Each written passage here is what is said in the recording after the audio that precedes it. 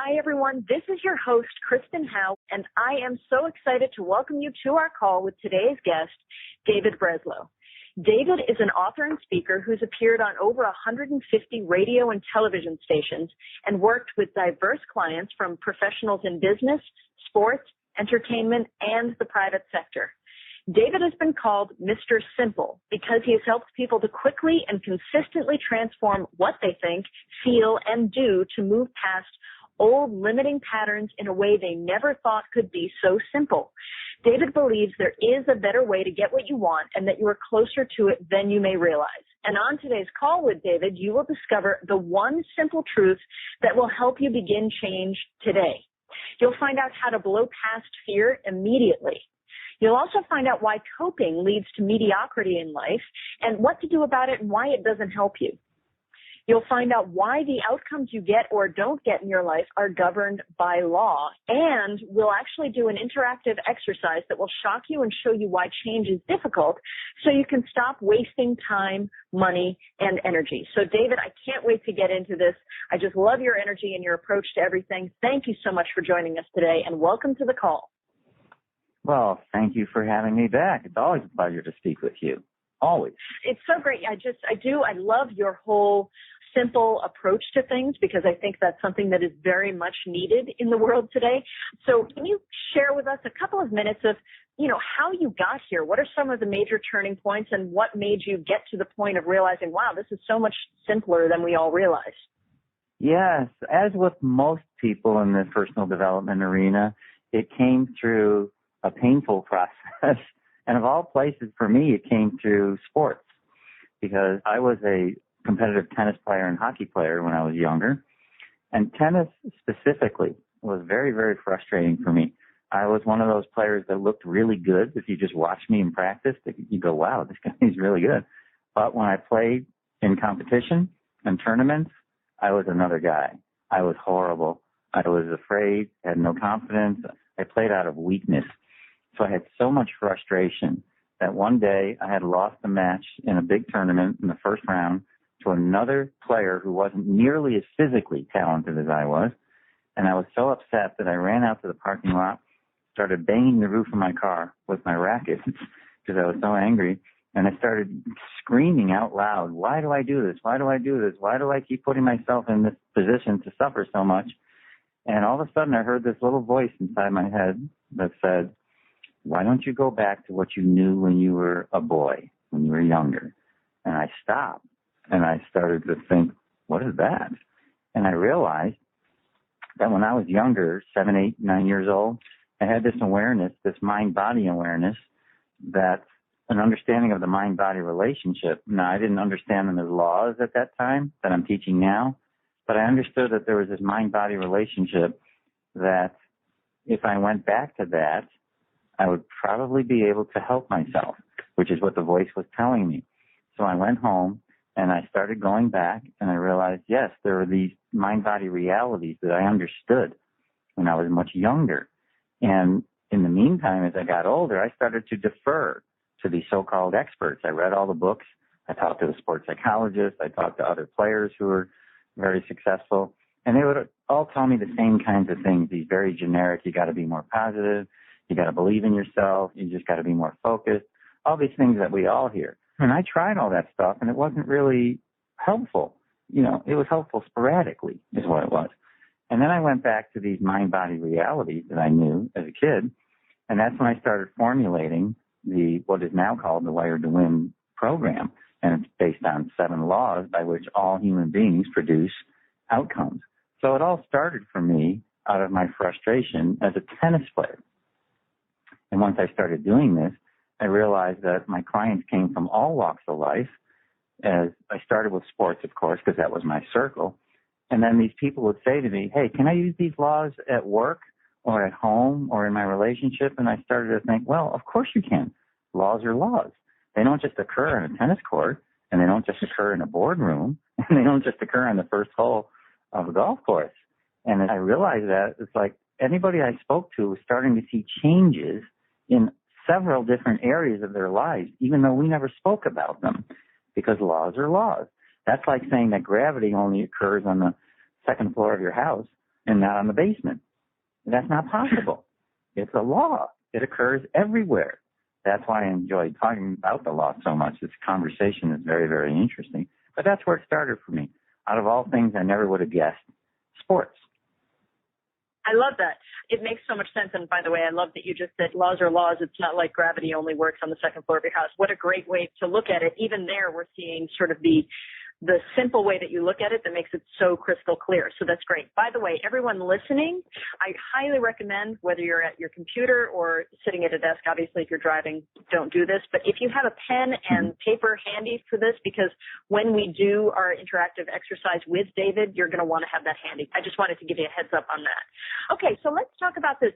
The first thing I want to know, we said that we're going to discover the one simple truth that will help everyone listening begin change today. So what is that truth? Yeah. Well, actually, there are two, if I may throw another one in there. I'll give you the second truth first. And that second truth is more information does not equal more success. This is one of the fallacies that kind of society has, maybe I'll use the word brainwashed us into believing, which is why so many of us go from program to program to program, workshop to workshop to workshop, CD to CD to CD, in the hopes that the tips and strategies that we get will help us get what we want. Now, the reality is that if you look at people's lives and you ask them, okay, how long have you been working on this particular issue? Let's say it's confidence. And they'll say, well, a few years. I've gone here, I've gone there. I watched Dr. Phil, I watched Oprah, I got these books, I got all this stuff. And yet, I don't really have what I really, really want. Well, the fallacy is that the information and the tips and the strategies are going to be the catalyst for the change. And if you look back at your own experience, you'll see that you may have experienced some change, but it's very sporadic and usually very temporary because tips and strategies go away. So more information does not equal more success. And it's one of those very simple truths, in my opinion, because there's no shortage of information on this planet, is there? None. We can find information on everything. So if information was really the cause for your success, more people would be getting what they want in life. So clearly, that's not the cause for success. And that leads to the main truth that I tell everybody: nothing changes until you do. And now what that really means is all the information, the tips and strategies and theories and concepts we all get are fine. But the truth is, they're not going to be the catalyst for the change. And like I mentioned before, look at your own experience and you'll see that that's true. And that's true because nothing in your life really changes until you, the individual, does. Which is why I like talking about the laws so much, because when you learn the laws, you, the individual, begin to change. You're not changing because of a tip or strategy. You're not changing because of a new theory or a concept. And the reason those are so sporadic is because you don't own them. You borrowed them. I suggested, hey, next time you go home, do this. And you do it, and it lasts for a little while, and then you stop. And you stop because you don't own it. Nothing changes until you do. So when you, the individual, change, everything else in your life starts to change. And it's pretty amazing to see how widespread that is. But most people are not told this. Most people are told, hey, get this tip, get this strategy. Here's the 7 ways to be happy. Here's the 3 ways to be a great leader. Here's the 19 ways to be a stable person, or whatever it is. And there's all this stuff out there that you have to try to remember. Let's see, which strategy do I use now, and which one worked last week, and how come it doesn't work today? And that happens all the time. So they come and they go. So instead of having those things come and go, why don't you, the individual, start to change? Because when you do, everything else you do gets better. So that's the number one truth that I like to tell everybody right off the bat. Nothing changes until you do.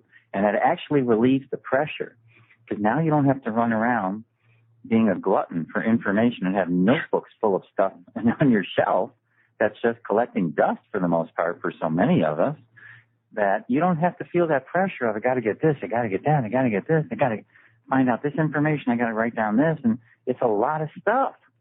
Nothing changes until you do. All of a sudden clears everything up. You can go, oh, I have to change. I need to be the change that I'm looking for. What was it, Gandhi, I think, that said that so many years ago? Be the change that you're looking for. That's what he meant, in my opinion. Nothing changes until you do. Why don't you do that first and then watch what happens? Your whole world will explode differently in the way that you want it to. It's really pretty exciting when that happens. Yeah, and that completely makes sense. Now, here's the thing, because, it's sort of my job to be the voice of everyone listening. So for the people that are listening, and this is, by the way, a fantastic group of people, but, I just want to make sure I get any of their questions answered. For anyone listening that's thinking, okay, well, yes, David, I would love to be the change that I want to see, and I get that, but I am so terrified of everything. I mean, I think fear is such a prevalent thing right now.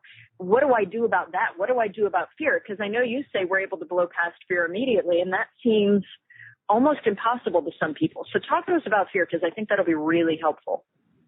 Okay. I have an interesting take on fear. For example, I'll be talking to a person, and I'll say, well, what is it that you fear? Oh, I fear making mistakes. I fear having things not work out, things like that. And I'll say, well, haven't you been making mistakes for 10 years now at least? Or haven't things not been working out for you for a long time? Yes. Okay. So my question is, then where is the fear? And they kind of look at me and go, well, what do you mean? Because the reality is we don't fear things that we're comfortable with. We don't fear things that we're good at. So I'll say to this person, you're really good at making things not work out for you. You're really good at having this scenario happen time and time and time again in your world.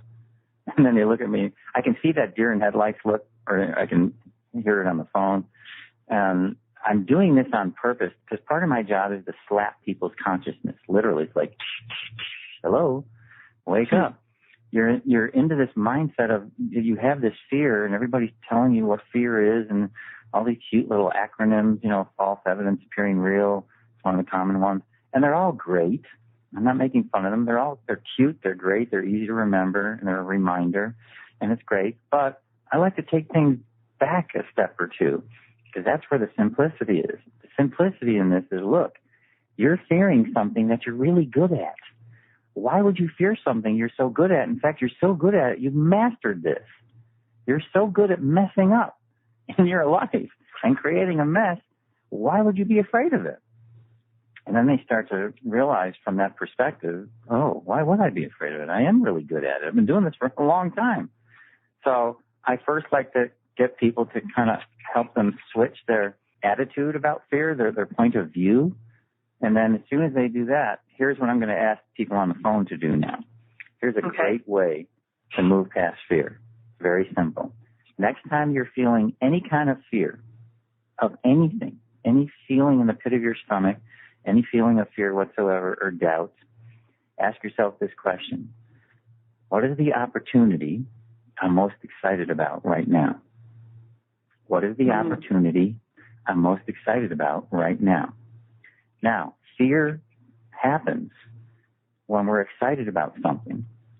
When I was on the tennis court and I was about to win against the person I'd never beaten before, I had a whole bunch of fear. And then I would check in and say, well, wait a minute. What am I excited about right now? Because most of the time when we feel fear, we're feeling it because there's a moment there that we're excited about.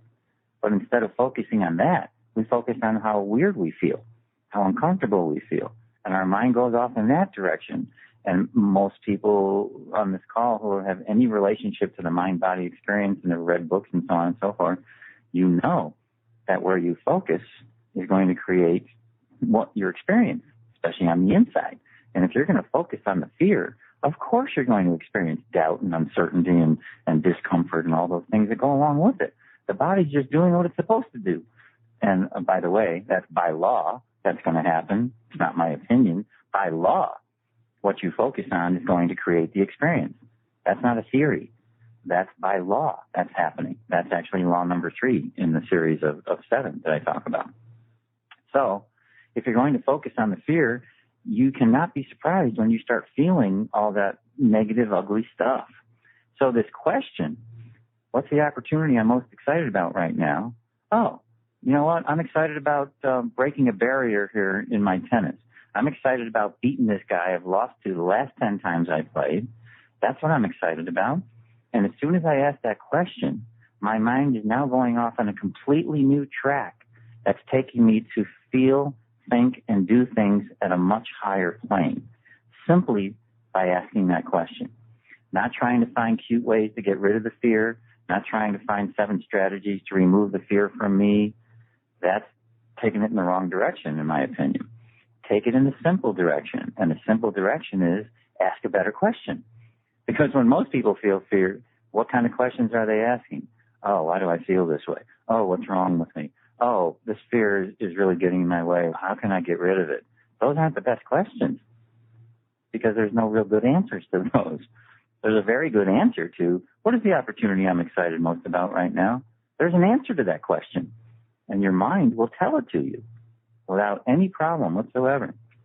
So if you're having fear of starting a new business, if you're having fear of admitting something to yourself, if you're having fear of being honest with yourself, if you're having fear of being honest in a relationship and communicating, I'm a big fan of truth and laws. And truth is simple. And it's just as simple as if you're uncomfortable, for example, in a relationship of being honest, this used to happen to me a lot. I started to realize once I started doing this work and teaching these things that I applied in my own life as well, I realized, you know what, all I have to do is be honest. So I would come up to this person and I'd say, you know what, there's something I need to say and I'm really uncomfortable with this. It's going to come out really messy probably. I'm going to stutter and I'm going to stammer. And I'm just sitting there being as honest as I can be. And every time I've done that, the person I'm talking to is right there with me, because they know I'm being honest. Instead of me kind of walking in the room acting like big ego and, you know, Mr. Know-It-All, I'm like, hey, I got to have this conversation with you and acting like it's not a problem. That doesn't work. People respond to truth. At least most people I know do. And if you're really honest, I'm honest. I'm uncomfortable. This is really going to be hard for me. And the person looks at you and goes, okay.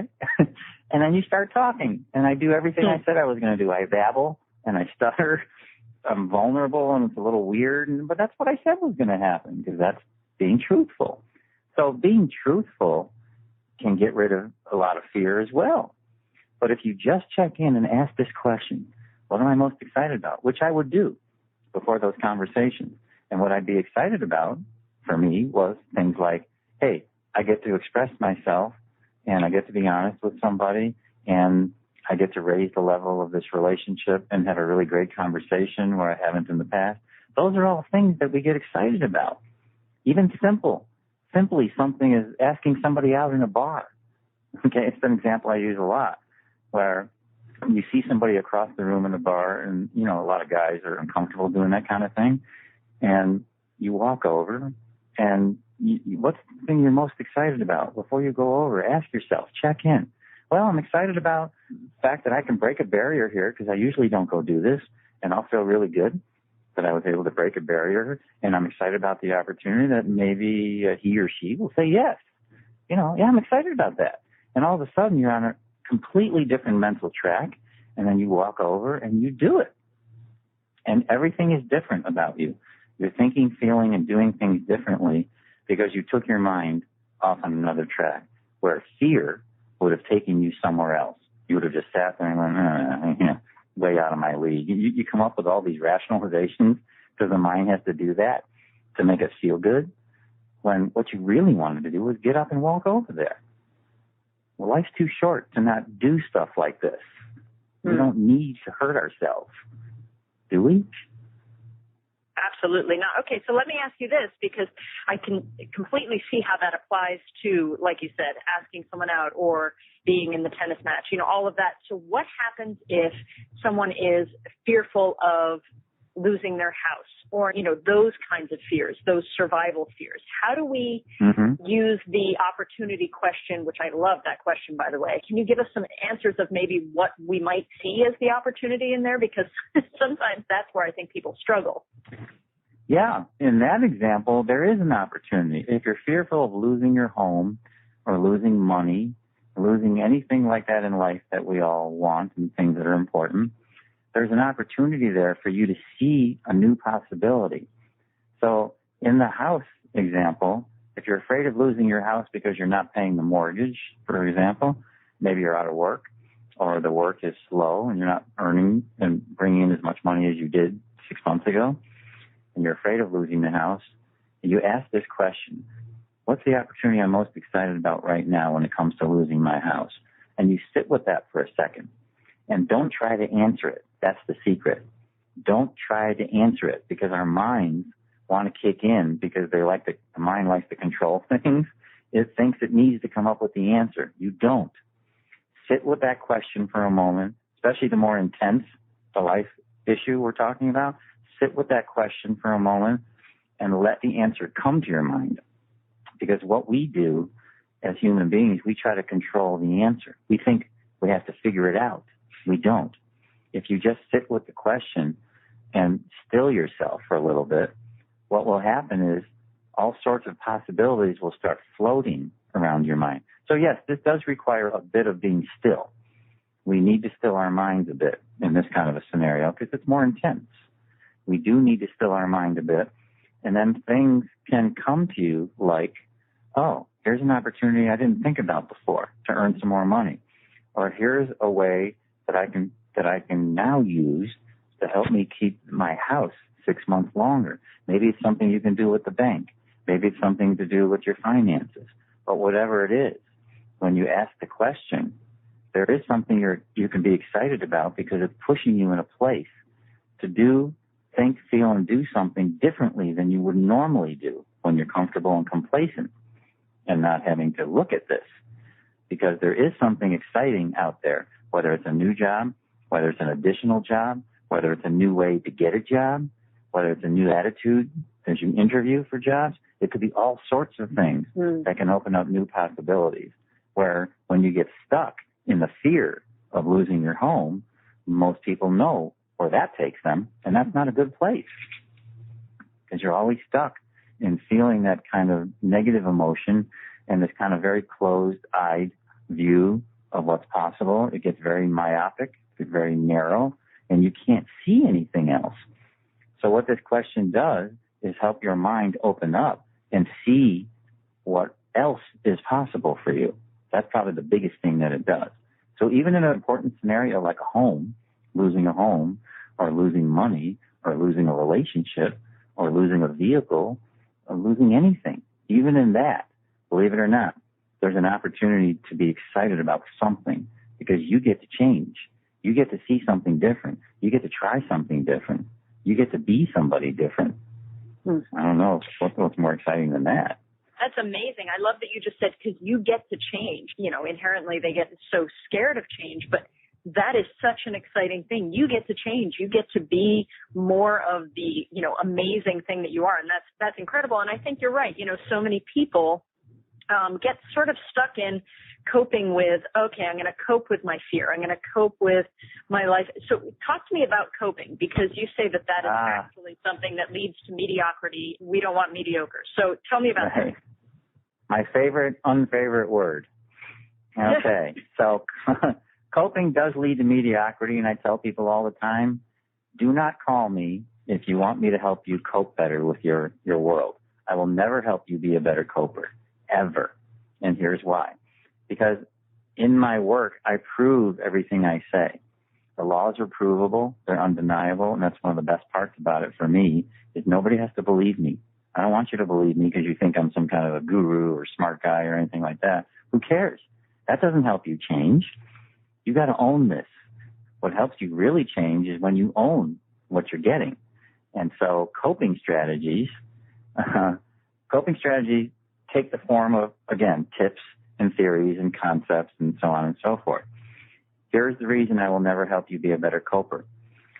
Open up your dictionary, look at the word cope, and here are the synonyms you will find for the word cope. And I hope folks will write this down so they can see it on paper. To deal with, to handle, to get by, to manage, to struggle with, and my all-time favorite, to survive. Okay? To deal with, to handle, to get by, to manage, struggle with, and survive. That's what coping really means. So when you gather a bunch of coping skills, that's what you're doing. You're basically learning how to handle something, how to get by, how to manage, how to survive it, whatever. And I ask people, do you aspire to do any one of those 6 things I just mentioned? And they all go, no. I go, well, that's what you're doing. When you look for coping skills in the form of tips and strategies and blah, blah, blah, that's exactly what you're doing. All you're doing is learning how to get by something. So here's the real problem with that, in my opinion. If you really look at what that was going on there, you're basically sending a message into your system.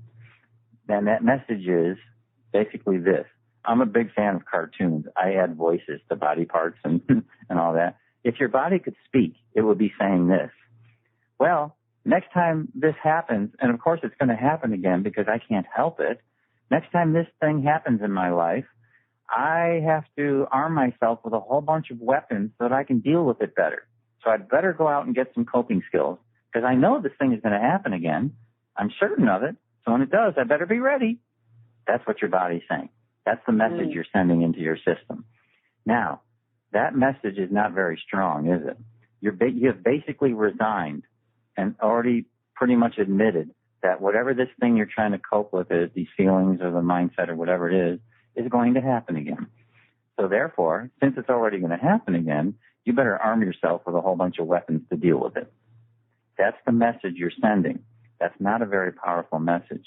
Now, in the personal development field, I'm well known for this particular question, which relates to what I'm talking about now. And it's a question I ask everybody I speak to when we first meet, as they tell me their story and download all their problems and issues and blah, blah, blah. I'll just look at them, or on the phone, I'll just say to them, okay, here's the question. Regardless of all that smoke and mirrors you just told me about, all those clouds and all that stuff, all those fires, I have one question. Are you more interested in learning tips and strategies and coping mechanisms to help you deal with that stuff you just told me about? Or are you more interested in creating something new starting tomorrow? Every time I ask that question, there's a moment of silence, face to face or on the phone. And I can hear their minds grinding, kind of going, what? Did he ask me? And I sit there and I go, yeah, I did ask you that. It's a very simple question. Do you want more ways to deal with the junk you just told me about? Or do you want to create something new starting tomorrow? It's very simple. Which one do you want? And eventually they'll go, yeah, I think I want to create something new. I say, okay, good. Then I'm your guy. If you told me you wanted ways to deal with the stuff you just threw at me, I would send you away. Go back to your life coach, go back to your counselor, go back to your therapist, go back to the library. They got 1 million books that'll give you tips and strategies so you can cope with all the stuff you just told me. And usually the response is, well, I did that already. And I say, I know. So why would you call me and want to do the same thing you already know hasn't worked for you? Do you really expect me to do the same thing? Is that what you want? You want me to give you the 7 ways to be happy and the 3 ways to be a better husband or wife? Is that what you want? No, I did that already. Well, good. Because I'm not going to give you a single tip or strategy in this Wired to Win program. And people are shocked by that. I'm not going to give a single tip or strategy? No. We already know they don't last. Why would you want that again from me? I won't do it. I already know that the laws are enough because they change you back to that number one truth. Nothing changes until you do. So that's why I will never help somebody be a coper and why I say that coping leads to mediocrity. It's pretty lame. And besides, when you walk in a room, somebody's standing there. You walk up to them and you say, how you doing? They never turn to you with a flash a big smile and look at you and go, hey, I'm great. I'm coping. They don't do that. Not with a big smile like that. No, what they'll say is, yeah, I'm okay. You know, I'm getting by. And, you know, another day, another dollar, same stuff, new day. And that's the way they talk. Nobody ever flashes a big smile and says, I'm great. I'm coping. No, they don't. So coping is really not the way, in my opinion. Why would you want to cope if all you're doing is dealing with stuff? Who wants to deal with stuff? Who wants to just get by? That's not what your life is about. There's so much more out there for you, or in there, I should say. There's so much more that you can experience, and you can't do that while you're busy coping. The two don't go together. You either want to cope with the garbage that's going on in your life right now, or you want to create something new. If you want to create something new, I'm the guy that's interested in talking to you. If you tell me you want to get by and cope better, not interested. Not interested at all. Does that make sense to you as why I wouldn't be interested? Yeah, absolutely. In fact, it makes me go, well, my God, I'm not even interested in coping. Like that word just is not even interesting to me at all anymore. Good. So, yeah, I love that. Okay, so you've already explained, and you explained this early, which I appreciate, that the outcomes we get, they're based on law. They are actually governed by law. So that's fantastic. What are some of the ways that we can make change happen quickly and consistently instead of, here we are, we're talking about you get an opportunity to be different. But how can we do this without hoping to be different? Does that make sense? Yes. Do you want me to go into the circle exercise here? Ooh, yes, I do. Which would kind of help people see why change is difficult from the beginning? Yeah, that's great. Okay. And then I can go into the laws a little bit and explain what that is and why it works. Okay. So here's where I'm going to ask folks on the line to, if you haven't done so already, grab your pen and paper. On a blank sheet of paper, just draw a horizontal line across the center from left to right, dividing the paper in half. And on the top half, draw a circle that fills in the space there. So it could be a pretty large circle. And on the bottom half, draw another circle. So now you have a circle on the top of the page and the bottom of the page. So here's how this is going to work. On the top circle, we'll call that circle number 1. And that circle, you can list 1 to 3 things that are currently limiting you. For example, fear, lack of confidence, not enough money, things like that, procrastination, things in your life right now that you feel limit you from getting what you want. That's what circle 1 is. Your circle 1 is the obstacles to getting what you want. So you can list 1 to 3 things in there. That's all you need to do. So let's say you have 1 or 2 things in there now. Then go down to the bottom of the page, circle 2. Circle 2 we will label as what I want. So in circle 2, list 1 to 3 things that you want and be specific. I want to earn $120,000 a year. Don't just say more money. Say $120,000 if that's what you want. Want to follow through every day. Be specific. Don't just say follow through more. Say follow through every day. Or be specific on confidence. Want to be a more confident athlete. Want to be more confident on the job. Want to be more confident in my relationships. Whatever. Just be as specific as you can within the thing that you're putting in that circle. Does that make sense? Yes, absolutely. Are you doing this too? Of course I am. Oh, okay. It sounded like you were writing, which is good. I'm glad you're doing it. That's great. Of course I'm doing it. So here's what we have now. We have 2 circles, 1 up and 1 down. Here's what I'd like you to notice. Here's the real crux of this now. Notice that those 2 circles do not touch each other. There is no bridge. They don't relate to each other whatsoever. There are 2 separate entities. Now, here's the biggest mistake most of us human beings make. Our logical mind looks at the stuff in circle 1 and says, oh, this stuff, confidence. I'm just going to pick 1. Lack of confidence.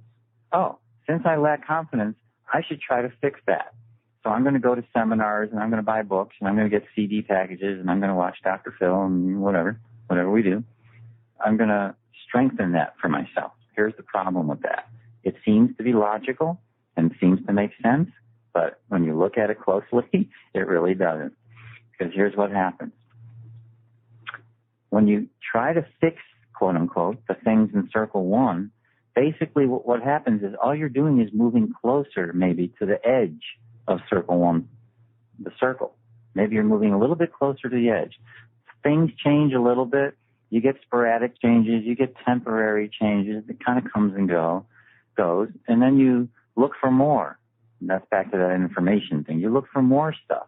oh, this is a new theory. I like this one. Maybe I'll try this one now. And this is what we do. We get on this Ferris wheel of jumping around from new flavor to new flavor to new flavor. But look at the graphic you have in front of you. Circle 2 is still sitting over there untouched. Because the truth of it is, the junk in Circle 1 will never get you into Circle 2. That's the bottom line I want people to see. You can spend all the time and energy and money you want in Circle 1, and Circle 2 will still be sitting over there waiting for you to jump into it. Now, I used to do my own teleseminars for 90 minutes, and I did this every single time. It was the one thing people remembered the most. When I was done with the seminar, I used to get emails in the subject line that would say, help, prisoner in Circle 1, help, get me out of Circle 1, want to get in. And I would sit there and laugh as I saw these things pop up because people would get it. You know, they would say to me, you know, I've heard about this and I've read about it in books and I understood it intellectually, but then when you had us draw it out, I see that if I spend all my time trying to fix the junk in Circle 1, I can see it now. I will never get into Circle 2, and that's the way it's been in my life. I've been working on these things for 20 years, one guru after another, and yet I still don't have the life experience that I want. My life isn't going the way I want it to. That's in Circle 2. And now I see graphically, right in front of my own two eyes, I can see why I'm not in Circle 2. It's because I'm hanging out in Circle 1. And the two circles don't meet, and they never will meet. So Albert Einstein, you know that guy, he came up with a quote that I thought describes this perfectly. And if folks want to write this down, you're more than welcome to. That quote was, you cannot solve a problem using the same mind that created the problem in the first place. You cannot solve a problem using the same mind that created the problem in the first place. Now, guess what Circle 1 is? It's your old mind. Circle 1 only knows what you know. It only knows what you know from experience, your old attitudes, your beliefs, your limitations, your fears, your doubts. All that junk, I'll call it junk, all that junk is sitting in Circle 1. So if you're trying to have something new happen in your life, you're trying to create a new life, guess what? There's nothing in Circle 1 that's going to help you do that because it doesn't have room for new possibilities. They don't exist there. Guess where they exist? Circle 2 is nothing but new opportunities and new possibilities because all that junk that exists in Circle 1, all the limiting stuff, doesn't exist in Circle 2. It's just not there. So it has none of that stuff to work with, which is why I ask that question of people. Do you want to spend your time and money with me dealing with Circle 1 junk and coping with it better? Or do you want to create something new starting tomorrow? What I'm really saying is Circle 2. Now you can see that. So when we do the Wired to Win program, you're moving into Circle 2 from day one, from audio 1. You are already living in Circle 2. Why? Wow. Because I don't need to spend time with people in Circle 1. This is one of the odd things about me. When people call and they start downloading all their stuff to me, oh, I'm not good at this, and I got this problem, and I got that problem, I give them a few minutes, and then I stop. And I say, okay, I got it. And they go, wait, I didn't finish telling you. I said, well, yeah, you did. I don't need to hear anymore. You don't need to hear my story to help me? And I go, no, I don't. Well, everybody else does. I said, I know, because they're coming from a different model. Here's the reality. I stopped you because you don't know the laws yet. I do. And if we work together, in about 2 weeks, you're going to thank me for shutting you up. And then they start laughing. They go, really? I go, yeah, because you don't understand the law.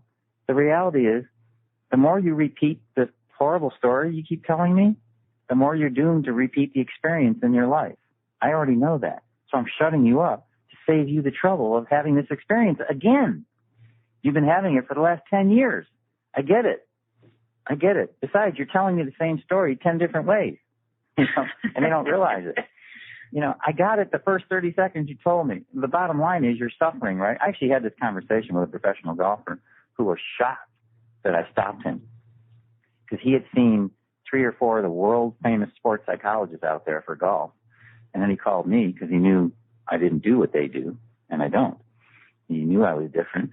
And he starts telling me his story. Oh, and then 6 years ago, and all this went on, and I lost my home, I lost my PGA card, I lost my family, I lost this, I lost that. And I thought, okay. And then I stopped him. And he said the same thing. What? You don't need to hear my whole story to help me? No, I got it. The bottom line is you're suffering, right? He goes, yeah. And so, do you think your suffering is any different than anybody else's on the planet? Just because you're a pro golfer? You think you suffer differently? I never thought of it before. Well, think about it. Suffering is suffering.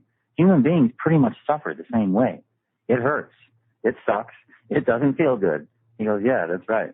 I said, and by the way, I'll prove to you why I just shut you up. I got 2 questions for you. How long you been telling the story? He goes, oh, about 6 years. I said, okay. How long you not been playing well? He starts laughing. He goes, yeah, okay, about 6 years. I said, yeah, and you've been telling the story to anybody who will listen, haven't you? So here's your first assignment, even though we've never met yet. And he called me from the East Coast. He was all depressed when he called because he just lost another tournament and a whole bit. I said, yeah, you've been telling the story to anybody who's willing to listen. So here's your first assignment.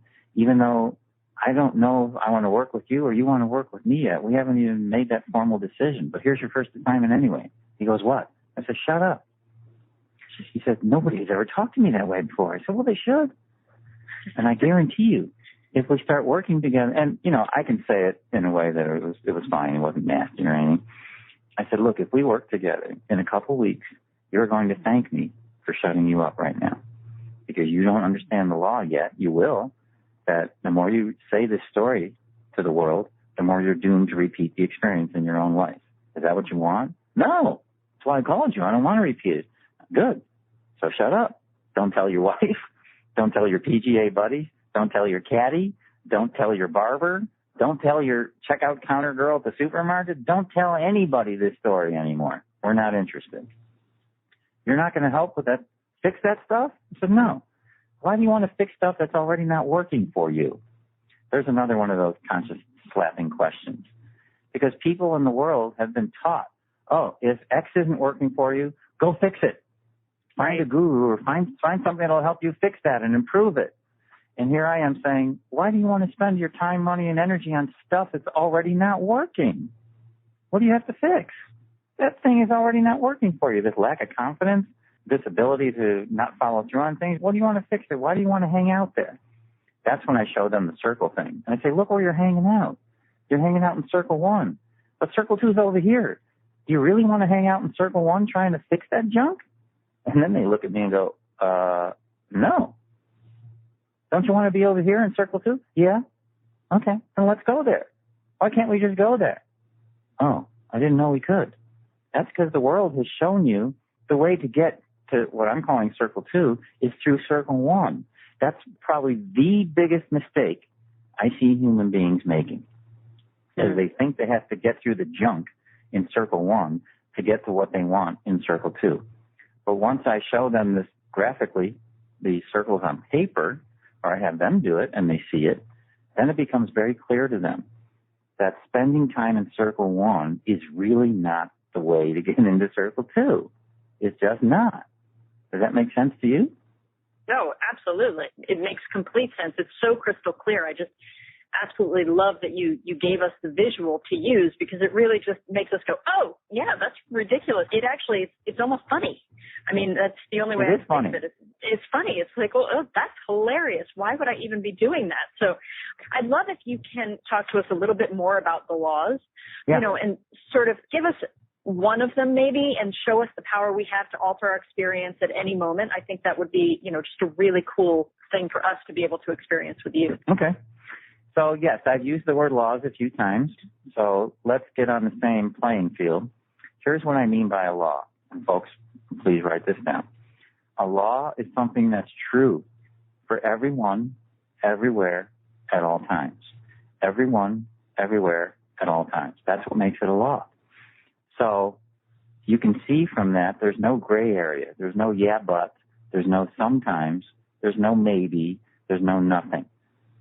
It's black and white, which is why I like talking about them. So a law is something that's true for everyone, everywhere, at all times. Now, there's a pre-law to the 7 laws that I teach, And that pre-law is the more honest you are with yourself, the quicker you get what you want. The more honest you are with yourself, the quicker you get what you want. Now, what does that mean? That means what you're willing to see, you can change. What you're not willing to see, you cannot change. That's not my opinion. See, the beauty of these laws is that opinion is completely removed from the equation. Here are two examples. The law of planting. You can plant an apple seed, and you can pray all you want, and you can chant all you want, and you can do whatever you want in the hopes that a watermelon is going to show up, and it's not going to happen. Why? Is that my opinion? No. Is that my theory? No. It's a law. If you plant an apple seed, you have to get an apple. I have nothing to do with it. And then there's gravity that I mentioned before. So if you and I are up in an airplane and we're 15,000 feet over the ground and we're parachuting and it's your turn and the door opens and you walk over there and you go, Dave, I don't believe in gravity, never have, never will. I'm just going to look at you and say, okay. And you step out, what's going to happen? I'm going down. You are going down. So what I tell people all the time is your belief is not required for this stuff to work, and your opinion of it is completely irrelevant. When I say that to people, I get such a reaction. Say, oh, are you kidding me? You telling me my belief is not a factor here? Yes, that's exactly what I'm telling you, because I'm talking about laws. They don't care what you think. Gravity doesn't care what you or I think. It doesn't care what you or I believe. It doesn't care what our opinion is. Gravity is a law. All laws produce outcomes. That's all they do. And they're completely neutral. They don't care who you are. They don't care what your skill level is. They don't care where you live. They don't care your age, your gender, your personality type, all that stuff. That's why I don't need to hear somebody circle one story for 45 minutes, because the laws have nothing to do with that in terms of what they want from now on. The laws have produced that story for them also, but they didn't know that. The laws didn't start working just because you learned them right now. They've been governing everything you do long before you spoke to Dave Breslow. But now you're conscious of them. So this first pre-law, the more honest you are with yourself, the quicker you get what you want. It's so true. It's a law because it's true for everybody and everyone everywhere at all times. And a lot of people have difficulty with that right off the bat. And what I try to say to people is, look, if you're honest about something, if you're not good at something, just say so.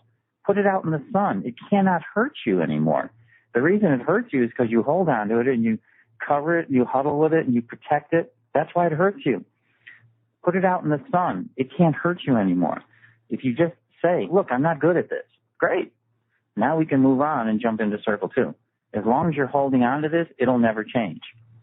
When I do this with live coaching clients, they will say something to me and I'll throw it back at them. They'll go, oh, no, it's not that. Oh, yeah, it is. You just told me that. Oh, no, it's not that. And then I get to go back to this pre-law and I say, you remember that pre-law we spoke about in session one? Oh, yeah. Well, now we have a moment for you to work with that. Okay? Are you willing to be honest about this right now or not? Because I guarantee you, if you're not, you just made your journey that much more difficult. And you lost your right to bring this up next time we speak. You can't keep coming up with the same issue when you weren't willing to be honest about it the first time. That's what you do to life coaches and other people who are going to continue to look for more strategies to give you. I won't. What I will say to you is, look, you weren't willing to be honest about this 2 weeks ago. What would you like me to do?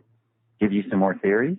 Give you some more strategies to deal with this thing that you're not willing to be honest about? That's not going to help you. I'm telling you right now, you've got to be willing to be honest about this thing that we're talking about. And the second you are is the second you soar. And it happens every time. The moment somebody's honest about something, I even ask people in our first conversation, are you willing to admit that what you've been doing is not working? Before you called me?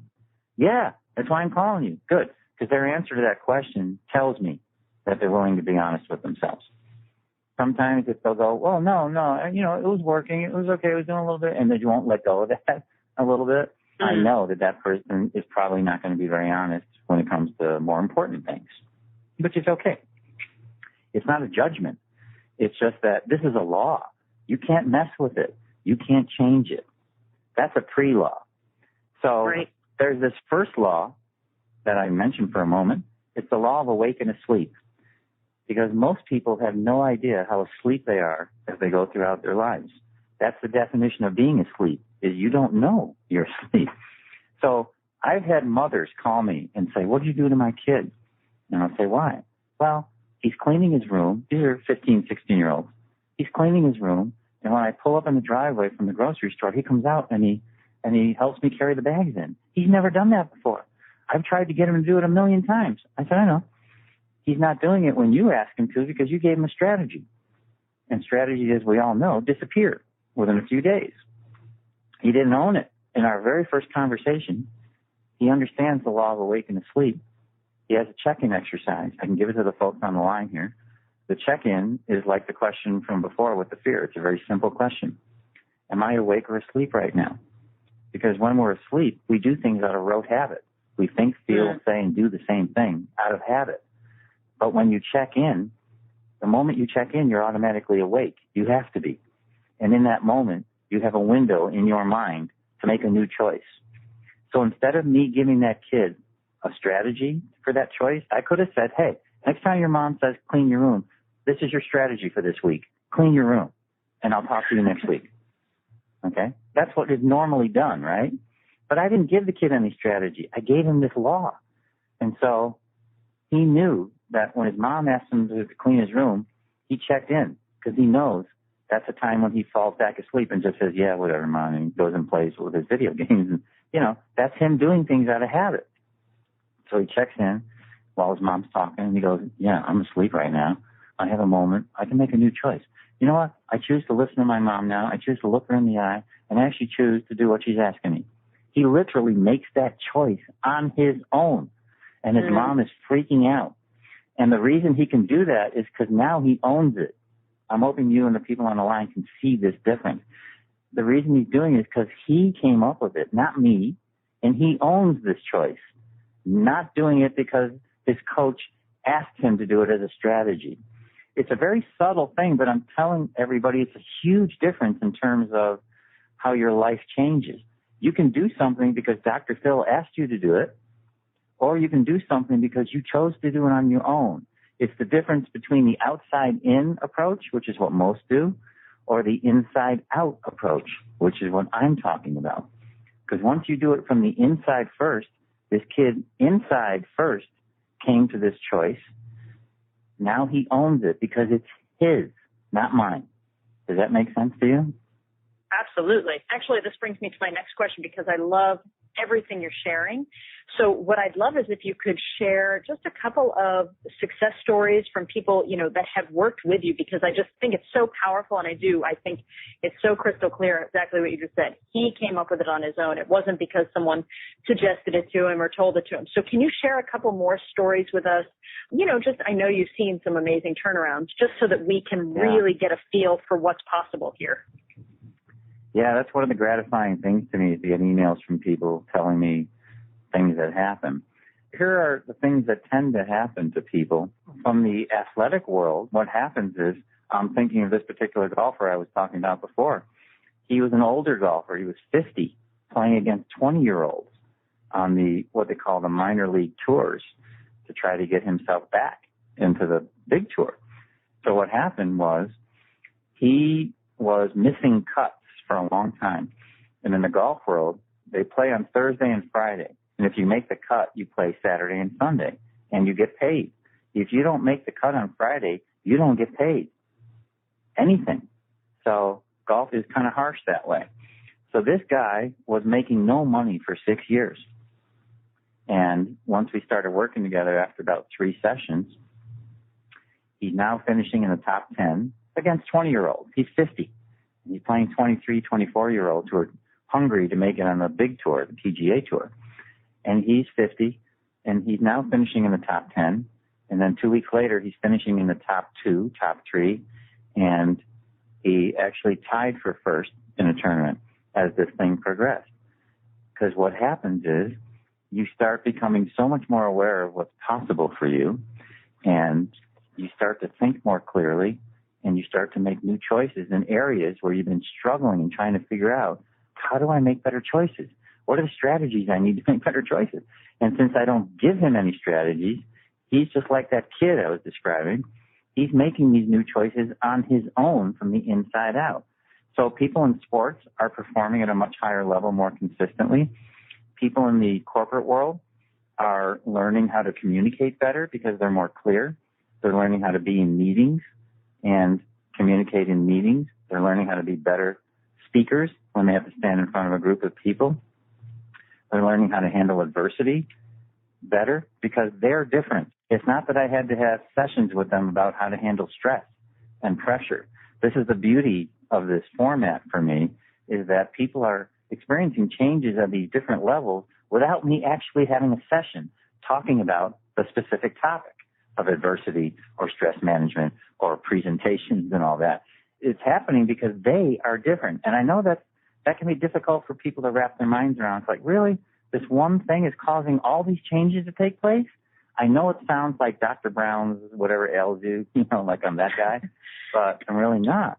It's a testament to being human, in my opinion, that when your mind, body, and emotions are in sync, everything you do better. And if you're not sure of that, just think about those times in your life when you just woke up one day and you just felt really good. And everything in your day was better, right? And you don't know why. Yeah. You just felt really good. And it's always a better day. You handled things better. You handled adversity when it came up very smoothly. You're communicating more easily. You were walking around with a smile on your face. People were reacting around you in a very positive and nice way, loving and compassionate. It was just a good day. Why? In my opinion, it's because your mind, body, and emotions were in sync. You may not know how they got there, but they were. It's no different for an athlete, what they call being in the zone, that magical place when everything is going so beautifully and so smoothly, you feel like you're not doing anything. That's what the zone feels like. There's no reason people in life can't have that experience. Because when you think about it, when the mind, body, and emotions are in sync, they're working together, just like the elite parts of a high-performance engine. They're working together beautifully. One part isn't working harder than another part. One part isn't lazy, forcing another part to do more than it should. Your mind, body, and emotions are congruent.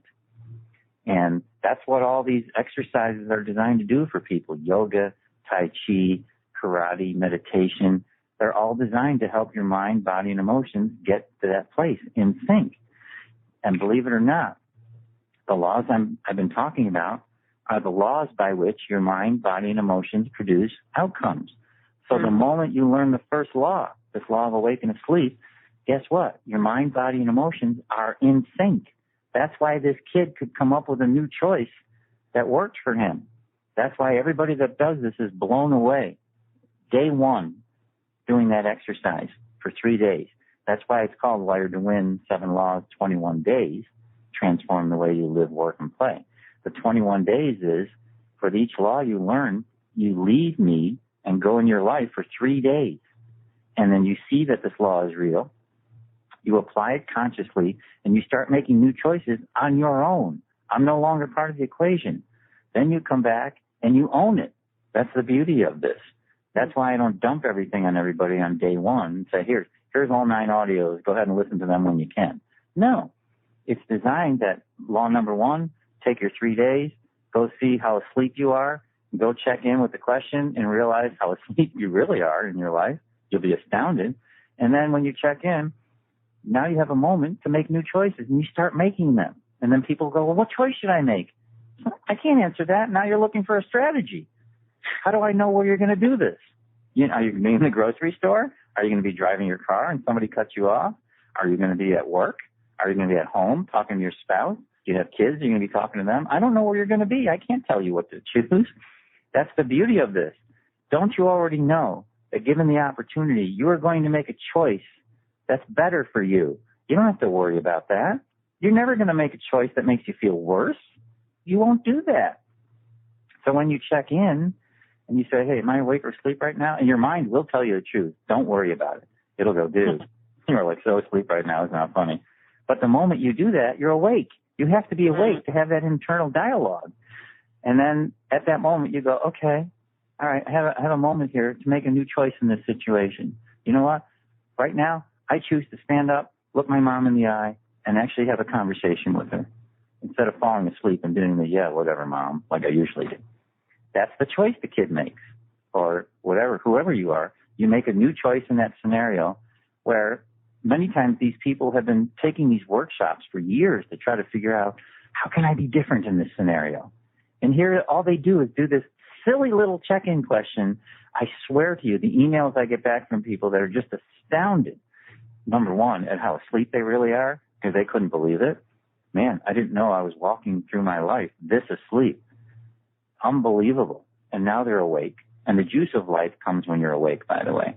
And when they get to this moment, they're now making new choices. I had a woman the other day, she's in my acting class, actually. She heard me talking about this, and she wanted to sign up for it. I'm now coaching her live. And she's a person who does things by habit all the time. She called me yesterday, and she said, hey, I got invited to a picnic, and my natural reaction would be to say, no, I'm really tired because I work late and I'm up all night and blah, blah, blah, blah, all her usual sleep stuff. So she goes, when the person asked me, I checked in, and I realized I was asleep because I was about to go do my usual no answer. And then she said, I had a moment to choose something different, and I chose to go. And I had the most marvelous time, because one of her things is she's trying to meet more people, because she always says no to social invitations. And this time she said yes. And she said, you know what, for 5 years, I've been trying to figure out how I can be more positive and more open when people ask me to do things, how I can say yes. And I said, did we talk about that? She said, no. It was the simplicity of the exercise that caused me to make a new choice. You gave me no strategy whatsoever to make a new choice in that scenario, because I didn't even know what scenario she would be in. And she said, I went to the party and I had the best time. I met new people, and I went home and I just looked in the mirror and I started to cry because I was so happy that I made that choice. And it was so simple, because I tell everybody it's really simple. You're a lot closer to what you want than you think. Yeah, that's why I get so excited about what you're sharing here. I love being able to help people take control of their life. And when it's simple, I mean, that's just absolutely thrilling. So, thank you for all of that. And there's so much more to learn from you. I mean, there's the rest of the laws, and I love that you shared some with us. That's amazing. So I asked you to create a special offer for everyone who's listening. So go ahead, click on the special offer button that's on this webpage, and we will take you right there. David, take it away and let us know what we'll find there. Well, what I did was put my entire coaching program in audio format. People have been asking me for a couple of years to do that, and I hesitated because I didn't know if it would come out the same, because I wouldn't be there to answer questions or anything. But I did it, and when I sent it out to many different kinds of people, and it worked. So you're basically hearing the audio as if I'm talking to you like I am right now. So there are 9 audios, and they're full length. Nobody's getting cheated on time. They're full-length audios, anywhere from, I think, about 40 minutes to an hour and 10. And they go from, the first 7 audios are Law 1 through Law 7.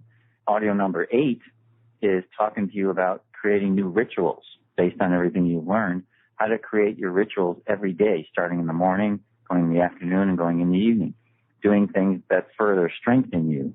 And then the last audio are 12 cool tools, 12 more tools that you can use to foster the laws and, kickstart them into action. And so 9 audios, you're getting 9 study guides. You get a PDF with each one that highlights all the information in the audio so that you can follow along. You can also burn the audios onto a CD and take them with you then in the car and listen while you're driving. So it's 9 audios, 9 study guides, 5 bonus gifts that'll be on the page there for you on day 1, and a 30-day guarantee, of course.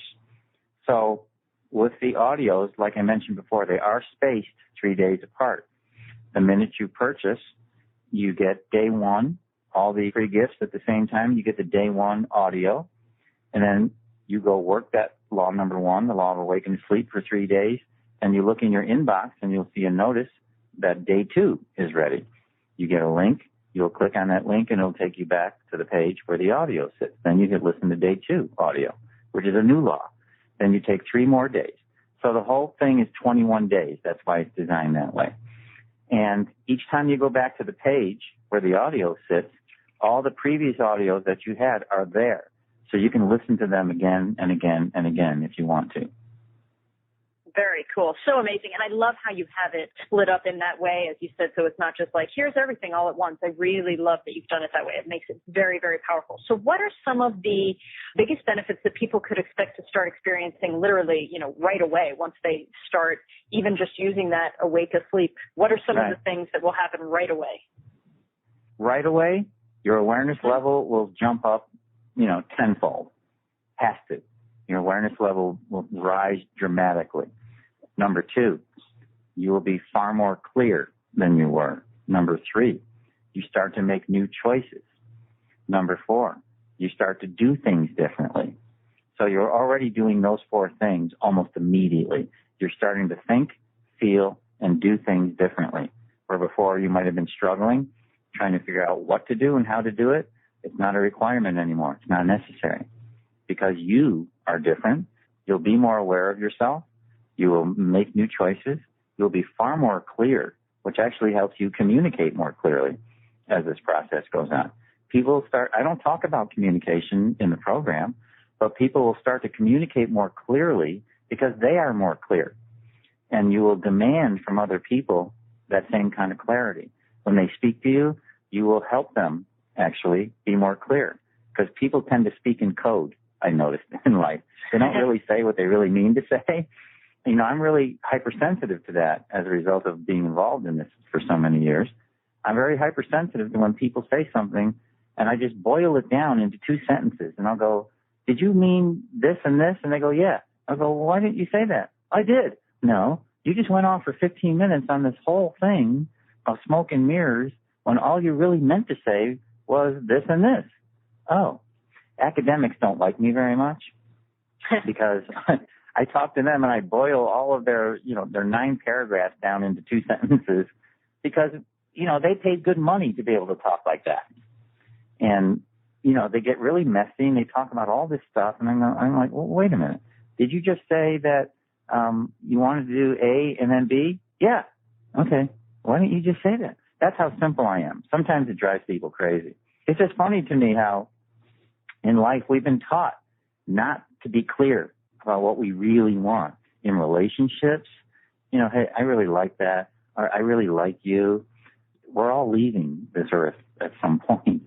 And I think one of the worst things we can do, I'm getting off into a little thing here, but one of the worst things we can do is not express ourselves honestly to somebody. And if they're not here anymore, we walk around with that and it gets toxic. So I think one of the best things anybody can do in life is to express a truth to somebody while they're still here. If there's somebody you need to tell, I really like you, or I really enjoy being around you, or I really love this about you, whatever it is, say it. Because we don't know when we're leaving. And you know how people joke with each other and they kid with each other, especially there's a lot of guys that aren't comfortable expressing emotion that way. I'm suggesting now, do it. Do it anyway. Use the fear question. What's the opportunity I'm really excited about here? Well, the opportunity is I'm excited about expressing myself, getting that energy out from me and into the world. And I'm also excited about making somebody smile because you're going to make somebody feel good when you compliment them that way and tell them what you like about them. And it's not about the response. It's not about whether they say, I love you back, or whether they say, yeah, I really like you as well. They don't have to say that. It's not about the response. It's about you clearing yourself, clearing that energy, and getting it up and out into the world because it's good energy. It's great energy. And if that person happens to, for some reason, not be here tomorrow, they've left this planet, you're stuck with that remorse. It's not worth it. It's just not worth it. I've learned that over the years. I did that with my father before he passed away about 15 years ago. And it's the one thing I could always say, if he died tomorrow, I would never regret that I held things back about how I felt about him. Other things, yes, but not that. Not that. Absolutely. Absolutely. Yeah, and I love everything you're saying. I love how simple everything is that you're saying so that we feel like, oh, yes, I can just start using this right away, which is fantastic. And like you said, it's not that you suggest it. It's not a tip and a strategy. We actually become different. And I just think that's fantastic. So everyone, again, if you haven't yet, just click on the special offer button on this page to see for yourself what an amazing package this is. You'll be glad you did. And David, you have been absolutely fantastic. I feel like you're so giving with everything. You're so willing to share everything. And I really appreciate that because there's so much from this call that we can instantly use to start being different. And I think that's just such an exciting opportunity you gave us. And I can't thank you enough for being here and doing that. I'd love to know if you have any final words that you want to share with us to send us off with. Yeah, a final tool, if I may, that listeners can apply immediately. It's on the audio, and it's what I share with all my private clients as well. This is a new attitude to come into anything you do throughout your day, anything you do. Your only reason for being there should be this. Write this down, put it on a 3x5 card, take it with you wherever you go. And the words are this.